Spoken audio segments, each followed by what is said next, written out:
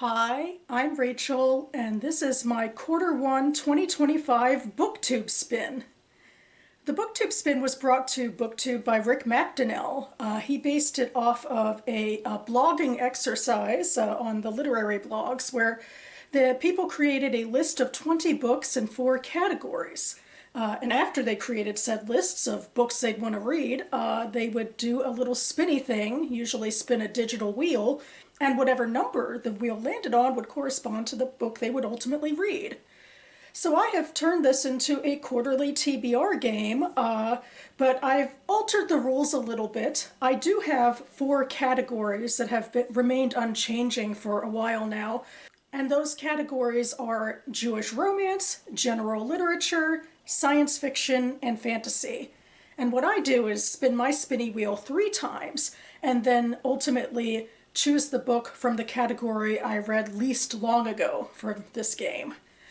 And anybody who would like to play along with me, feel free to use 1, 2, or 3 of, the spins that I do for your own lists. So for some highlights, last year, each quarter, I basically got each of my 4 categories. And that means the one that I read most long ago is general literature. Although part of me is kind of hoping I don't spin general literature this time, just to, spin things up, no pun intended, for this year. Maybe make my list slightly different, but we shall see. It's ultimately out of my hands. But yeah, before I get to the spins, I figured I'd take a brief minute to share the 20 books on my list with you. I've added a couple of new titles for the new year, so that's always exciting as well. But anyway, starting with category number 1, Jewish romance. Book 1 is Imogen Obviously by Becky Albertalli.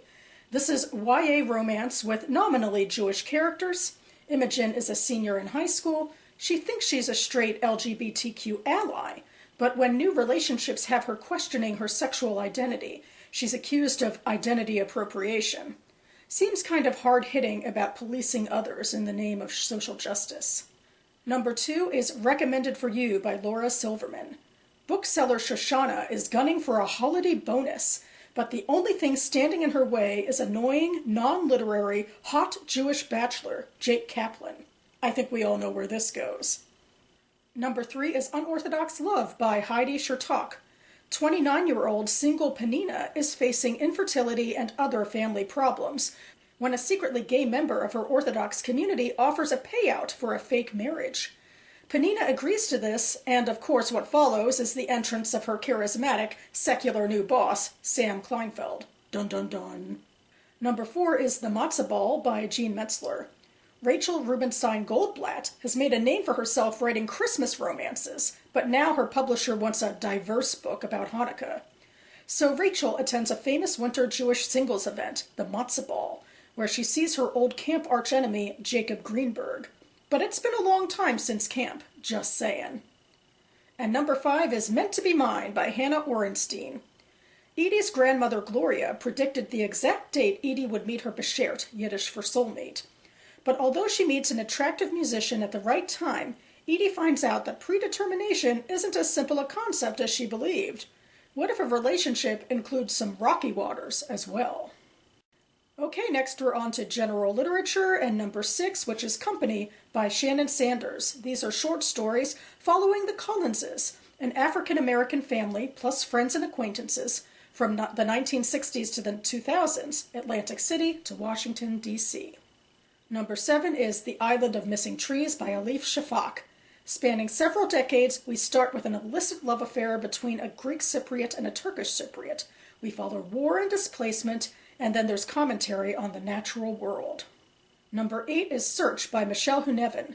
A food writer joins her church's search committee for a new minister, leading to humorous ruminations on the inanities of church politics. I kind of want a Jewish version of this too, just saying. Also, there's recipes. Number 9 is The Other Wes Moore by Wes Moore. My Governor, a successful Black American, tracks down an imprisoned drug dealer who shares his name, age, roughly, and city of origin. This is a testament to what helps kids succeed and fail. And number 10 is Dolls of Our Lives by Mary Mahoney and Allison Horrocks. These are the hosts of the Dolls of Our Lives podcast, and they discuss the origins and legacy of the American Girl brand. Moving into science fiction and number 11, it's Provenance by Anne Leckie. A fugitive looks to reclaim stolen treasure in space and finds herself embroiled in an alien plot, literally. Number 12 is Ancestral Night by Elizabeth Bear. A routine salvage mission in space goes awry when an ancient technology is uncovered. Number 13 is Pushing Ice by Alistair Reynolds. A rockhopper crew is tasked with tailing one of Saturn's moons as it breaks orbit and leaves the solar system. Number 14 is Lightness by C.A. Higgins.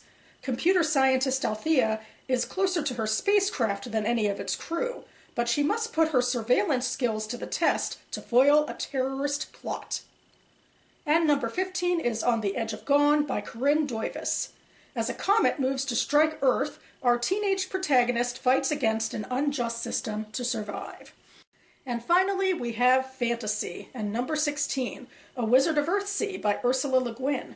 This is a YA classic about a young sorcerer who tampered with long-held secrets and then unleashed a terrible shadow onto the world. Number 17 is The Ruin of Kings by Jen Lyons.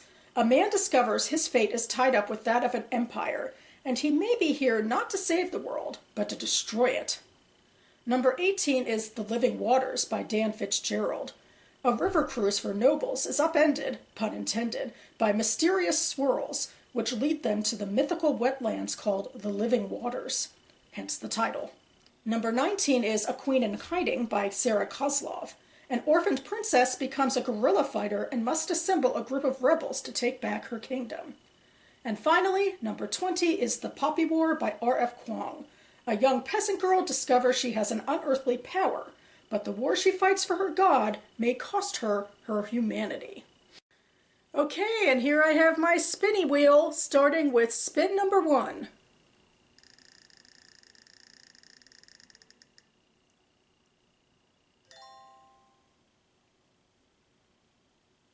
Well, number 3 is In Jewish Romance, which I read kind of long ago, and I landed on Unorthodox Love, which is actually pretty new to the board as well, but I have 2 more spins to see if maybe I'll get general literature instead. Time for spin number 2.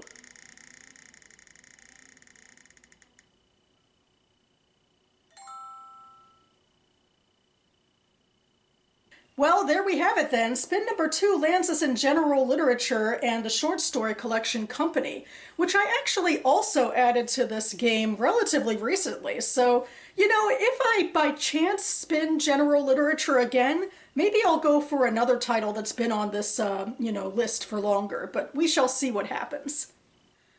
So finally, we have spin number 3.